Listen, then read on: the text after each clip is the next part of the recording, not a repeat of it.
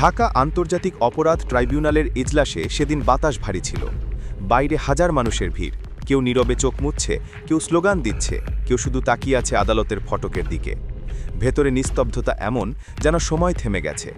বিচারকের কক্ষের ঘড়ির কাঁটা টিকটিক শব্দে এগোচ্ছে, আর সবাই অপেক্ষা করছে এক নাম উচ্চারিত হওয়ার, শেখ হাসিনা। চেয়ারের পেছনে গম্ভীর মুখে বসে আছেন বিচারপতি গোলাম মর্তুজা মজুমদার। তার কণ্ঠের ভারে যেন পুরো ঘর কেঁপে উঠল। আসামি শেখ হাসিনাকে মৃত্যুদণ্ড প্রদান করা হলো। এক সেকেন্ডে নীরবতা, তারপর যেন পৃথিবী ফেটে গেল। বাইরে থেকে আসছে কান্না, মাইকে গর্জন, ভেতরে দাঁড়িয়ে জার্নালিস্টদের ফ্ল্যাশের ঝলকানি। ইতিহাসে এমন দিন আগে কখনো আসেনি। ১৯৬০ সালের ১৫ই জানুয়ারি ফেনীর ফুলগাজী উপজেলার হাসানপুরে জন্ম এক ছেলে শিশুর। সেই ছেলে একদিন হবে এমন বিচারক যিনি দেশের সবচেয়ে ক্ষমতাধর শাসকের বিরুদ্ধে রায় দেবেন, তাকেও ভাবিনি। তার নাম গোলাম মর্তুজা মজুমদার। ১৯৮২ সালে বিসিএস ক্যাডারে যোগদান করেই তিনি সহকর্মীদের কাছে পরিচিত হন বিচার বিভাগের নিঃসঙ্গ শের নামে। রাজনীতি, প্রভাবশালী নেতা, ফোন কল, কোনো কিছুই তাকে নত করতে পারেনি। তার এজলাসে দাঁড়িয়ে দাপুটে আসামিদের চোখে প্রথমবার ভয় দেখা যেত। বারবার পদোন্নতি থেকে বঞ্চিত হয়েছেন, দূর দূরান্তে বদলি হয়েছেন, তবুও আপোষ করেননি।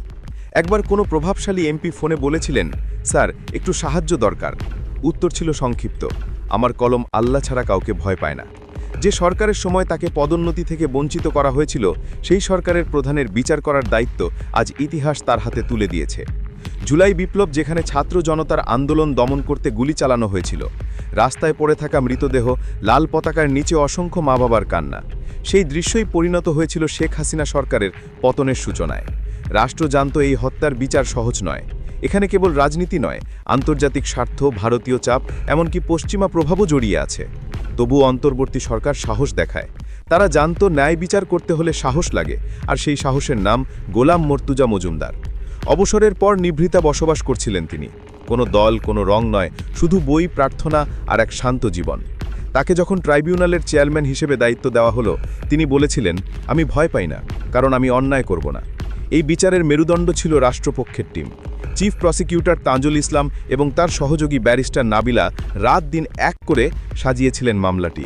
তাজুল আদালতে দাঁড়িয়ে বলেছিলেন, এই রায় শুধু একজন নেতার নয়, হাজারো শহীদের রক্তের দাবি। তারা আদালতে উপস্থাপন করেন হাজার পৃষ্ঠার নথি, ডিজিটাল ফুটপ্রিন্ট, অডিও রেকর্ডিং এবং সিসিটিভি ফুটেজ। সেই ফুটেজে দেখা যায় কিভাবে আন্দোলনের দিন গণভবন থেকে আসা নির্দেশে